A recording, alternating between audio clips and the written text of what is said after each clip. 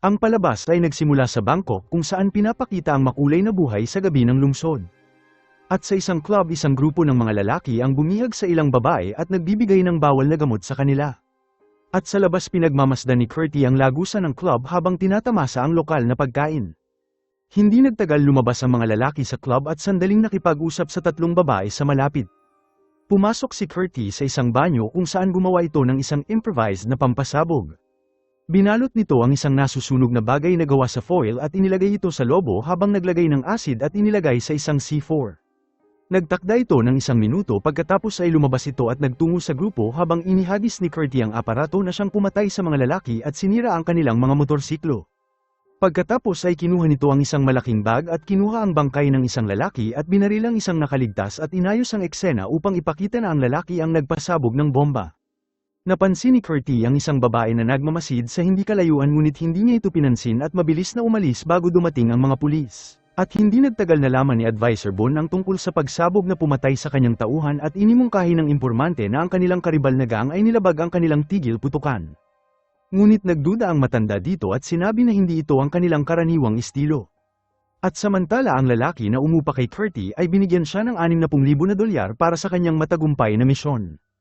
Isiniwalat nito ang kanyang motibo para sa paghihiganti dahil ang kanyang anak na babae ay ginawa nilang isang adik ngunit tila hindi pa rin ito nasisiyahan.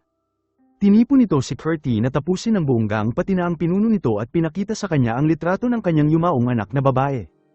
Ang eksena ay lumipat sa isang club kung saan pinakita ang kakayahan ng lalaking si Jimmy na mag-assemble ng baril na nakapiring ang mata. At sa pagyayabang sa kanyang kakayahan na antala ito ng isa niyang kasamahan at pinaalam sa kanya na may naghahanap sa kanya. At nang mapansin si Curti nakilala siya ni Jimmy at biglang tumakas. At sa pagsunod nito ang kanilang habulan ay tumindi sa buong lungsod at hindi sinasadyang nasangkot ang mga nasa daanan. Sinbukan ni Curti na tiyakin kay Jimmy na gusto lamang nitong makipag-usap at hindi nagtagal ay inabutan siya nito at ilang suntok at sipa ang nagpahinto kay Jimmy. Lumalabas na magkakilala sila ng mabuti at inakala ni Jimmy na naroon si Curti upang tapusin siya. Pinaliwanag ni Curti na wala itong intensyon na saktan siya at sa halip siya ay nasa isang mahalagang misyon at kailangan ng tulong ni Jimmy sa mga armas. At dahil may utang na loob kay Curti si Jimmy ay napilitan na tumulong at bilang tanda ng tiwala inabot ni Curti ang kanyang baril kay Jimmy na kinakabahan at ibinalik ito. Inihayag ni Curti na inupahan ito para gumanti ang isang ama na nagdadalamhati para sa kanyang anak na babae na naging biktima ng isang gang at ngayon ay kailangan nito ng seryosong armas. Dinala ni Jimmy si Curti sa isang liblib na bodega na puno ng armas at nang kunin ni Curti ang isa sa mga legendary na armas mabilis itong pinigilan ni Jimmy at sinabi na hindi niya ito pinapagamit dahil ginamit ito ni Lee Marvin upang barilin si Jay Hackman gamit ito at mayroon siyang papeles para patunayan ito. Inimungkahi nito na maghanap ng ibang pagpipilian at nagpasya si Curti na kunin ang isang international rifle sa halagang $11,000 kada araw at humiling ito ng scope na 30x ngunit si Jimmy ay mayroon lamang 15x at binigyan siya ng night vision scope. Hiniram din ni Curti ang golf bag ni Jimmy at nag-set up sa isang lumang tore malapit sa isang simbahan. Itinago ni Curti ang kanyang gamit sa ilalim ng mga floorboard at binabantayan ng club ng gang. Sinadya nitong luwagan ng isang piraso ng floorboard bilang pansamantalang alarm. At sa hapunan pinanood ni Curti ang mga monghe na nagsasagawa ng isang relihiyosong seremonya sa isang templo malapit sa sementeryo nang biglang lumitaw ang babaeng napansin niya sa kanya misyon at tinutukoy ang seremonya bilang pagtanggap sa mga monghe. At dahil nagulat mabilis na kinuha ni Curti ang kanyang baril at nagtanong kung bakit siya sinusundan nito. Sinabi ng babae na ang kanyang pangalan ay May at pinaliwanag na siya ay naakit sa tunog ng seremonya at aksidente lamang silang nagkita. Gayunpaman iginiit nito na hindi aksidente ang pagkikita nila at hinikayat din ito si Curti na tadhana ang dahilan. At dahil napansin ang kanyang mga bakas na pagtanto nito na siya ay hindi basta-basta kaya itinali niya ito sa isang poste. At matapos na suriin ang kanyang trap at nakita na hindi ito nagalaw naguguluhan si Curti kung paano ito nakalapit ng tahimik sa kanya. At sa sumunod na araw nagsimulang makaramdam si May ng hindi maganda at nagmakaawa ito kay Curti na tanggalin ang tali niya at nangako na gagawin kung ano ang gusto niya. Gayunpaman sinabi ni Curti sa kanya na magiging ayos din ito kapag natapos na ang lahat. At nang pinatunog ng monghe ang kampana ginawa ni Curti ang kanyang gawa sa kamay na suppressor kasabay ng kampana.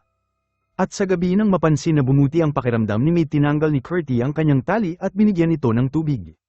Isiniwalat nito na dapat niya itong patayin dahil nalaman nito kung nasaan siya nagtatago. Pagkatapos ay muli niya itong tinali at inutusan ito na bantayan ang club habang natutulog siya.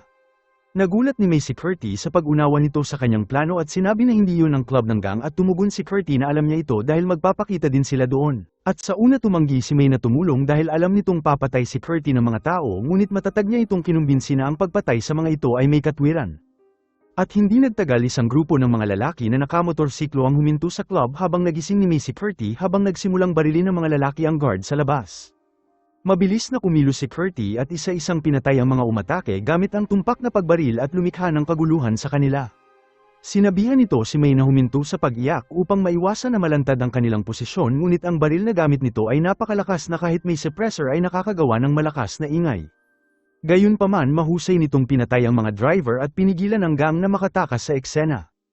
At matapos ng matagal na barilan ilang lalaki lamang ang nagawang makatakas.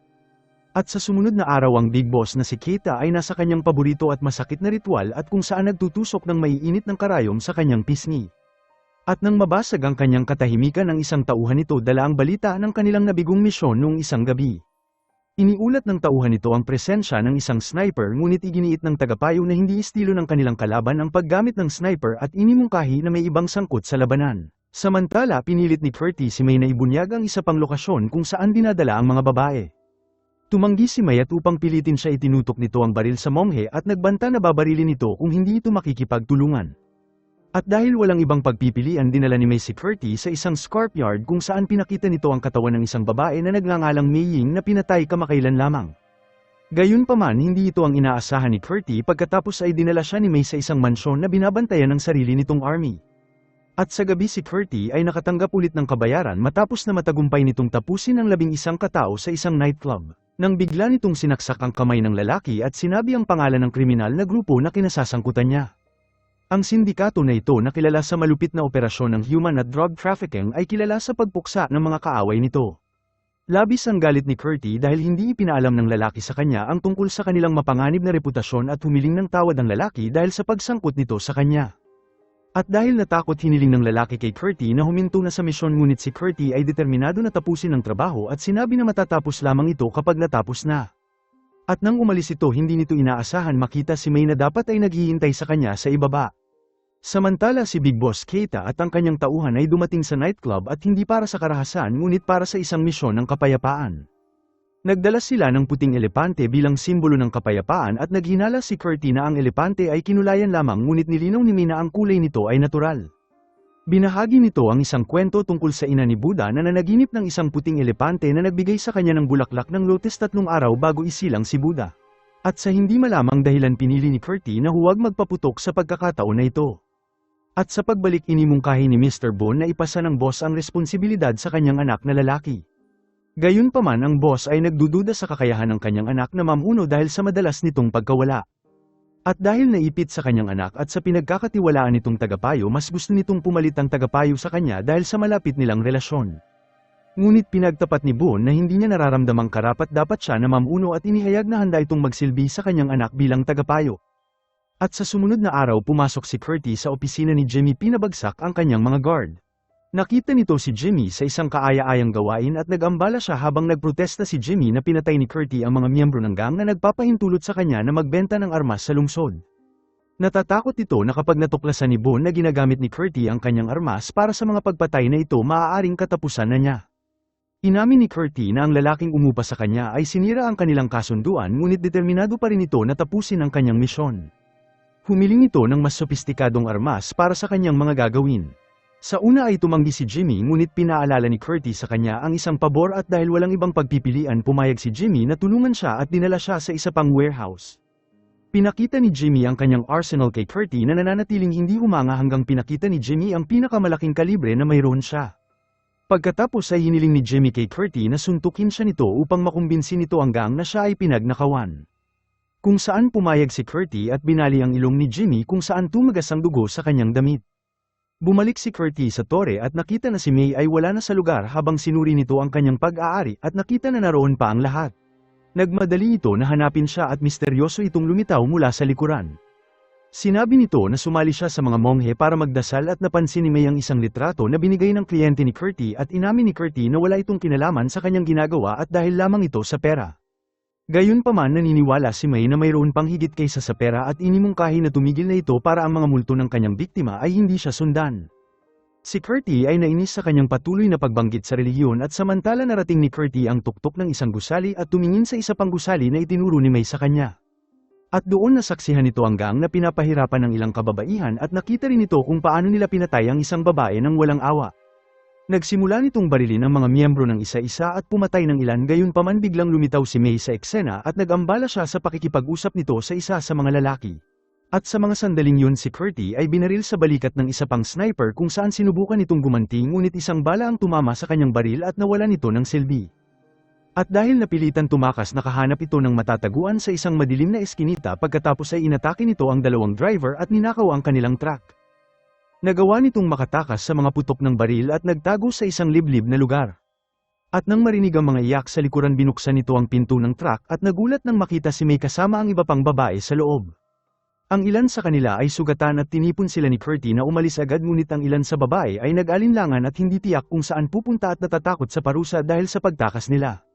Dinala ni May si Curty pabalik sa templo at sa kanilang daan humiling si Curty ng paliwanag kung bakit nasa lugar ito at sinabi nito nasa lugar ito para hiniling na itigil ang kanilang ginagawa o kung hindi ay papatayin sila ni Curty. At sa templo inaalagaan ng mga monghe ang kanyang sugat habang si May ay nanatili sa tabi niya.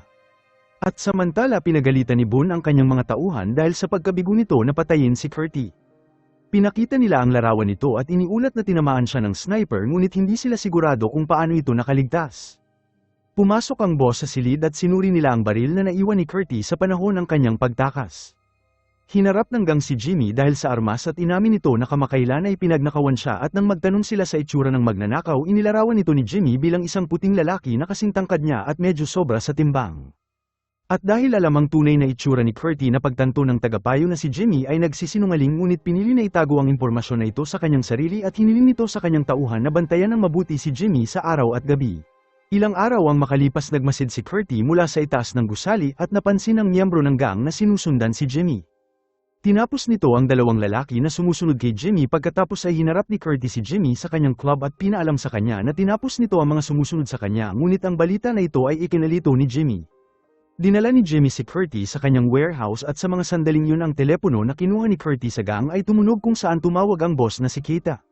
Ginamit ni Curty ang pagkakataon na ito upang takutin si Jimmy sa paglalantad ng kanyang pagkakasangkot kung hindi ito magbibigay ng mas maraming armas. Pagkatapos ay nag-alok si Boss Kita na makipagkasunduan at pinaliwanag na karamihan sa mga batang babae ay ibinenta ng kanilang magulang upang makabayad ng utang at maliit lamang ang kinikita niya sa operasyon na ito. Gayunpaman hindi naniwala si Curty at iginiit na ipagpatuloy ang kanyang laban. Muli itong nagbanta kay Jimmy ngunit sa pagkakataon na ito nagpasya si Jimmy na ibunyag ang pagkakasangkot nito kay Boss Keita. At bilang tugon pinilit ni Jimmy si Curty na lumabas ng kanyang sasakyan ngunit si Curty na desperado ay tinutukan siya ng baril at humihiling ng mas marami pang armas. At dahil walang ibang pagpipilian tumugon si Jimmy at binigyan siya ng karagdagang mga baril at armas. At balik sa tore binago ni Curty ang kanyang shotgun gamit ang isang malaking tatsulok na funnel. At sa panahon ng pag-uusap nila tungkol sa relihiyon isiniwalat ni May na ang lalaking umupa kay Curty ay higit pa sa isang ordinaryong tao. Ang revelasyon na ito ay ikinalito ni Curty at nagpasya ito na alamin ang katotohanan ng lalaki. Nakipagpulong ito sa lalaki ngunit nakalimutan niya ito at mas pinili na maghintay sa labas ng hotel upang sundan siya. Sinundan ni Curty ang lalaki habang umalis ito ng hotel at pumasok sa isang sira-sirang gusali. At sa pagsunod nito sa loob na tuklasan ni Curty ang gusali ay isang bahay aliwan at upang mang-alap ng impormasyon sa kanyang amo nagkunwari ito bilang customer at nagtanong sa babae tungkol sa lalaki. At matapos na ilarawan ni siniwalat ng babae na siya talaga ay kanilang amo at ang opisina nito ay nasa itaas. At habang papalapit si Curty sa opisina inalertuhan ng babae ang mga guard at sinabi na ang itim na lalaki ay papatayin ang kanilang boss. Isang laban ang naganap at mahusay na nakipaglaban si Curty at ginamit ang shotgun. At matapos tapusin ng ilan sa mga kalaban sa gusali hinarap nito ang lalaki habang hiniling ni Curty ang lahat ng kanyang pera at naghanap ng paliwanag sa pangmamanipula nito sa kanya. Hindi isiniwalat ng lalaki ang katotohanan at sa halip ay nag-alok na doblehin ang kabayaran ni Curty kung papayag itong tapusin ng tagapayo na si Boone. At samantala ang gang ay kumuha ng isang propesyonal na taga-garantiya ng oras para pahirapan si Jimmy. At matapos na gumawa ng pagpapahirap at pihitin ng mga buto nito isang nahihirapan na Jimmy ang isiniwalat ang buong pangalan ni Curty at sinabi na wala itong pakialam.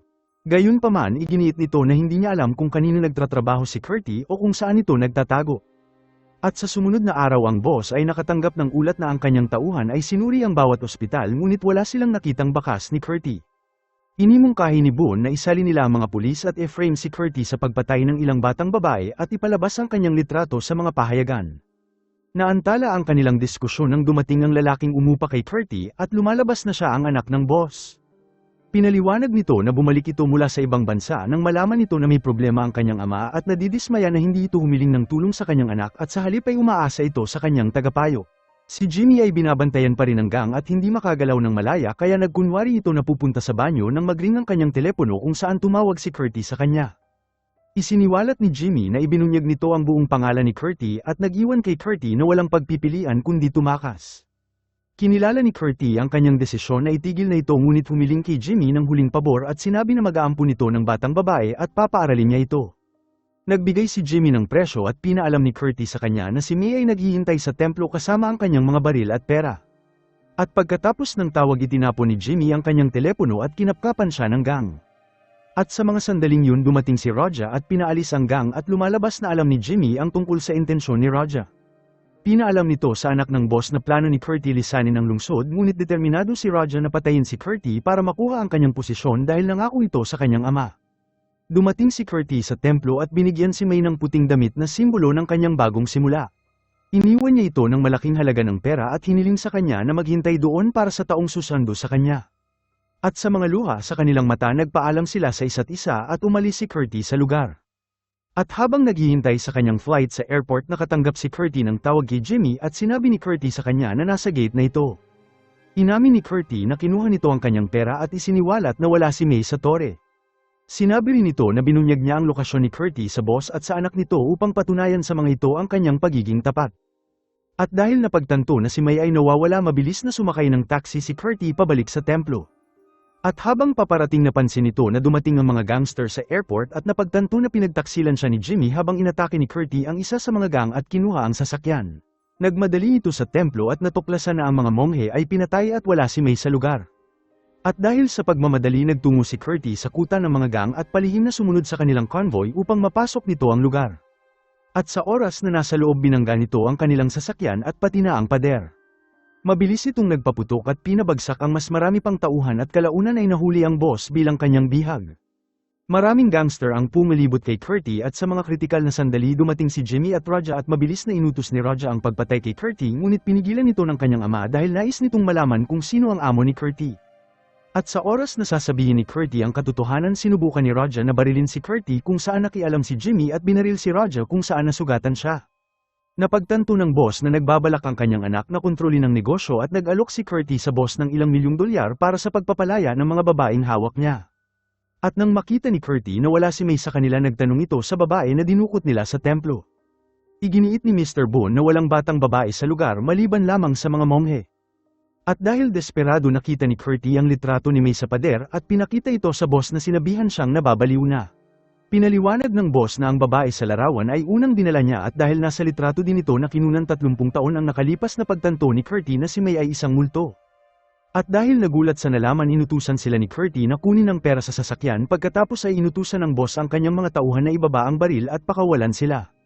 Si Curti at Jimmy ay tinipon ng lahat ng babae at isinakay sila sa isang truck at umalis sa lugar. At sa oras na marating nila ang ligtas na lugar naghiwalay silang dalawa at tiniyak ni Jimmy kay Curti na sisiguraduhin ito na makakatanggap ng tulong ang mga batang babae na kailangan nila. Maraming salamat mga lods kung nagustuhan mo ito pa-like at subscribe naman, love you all.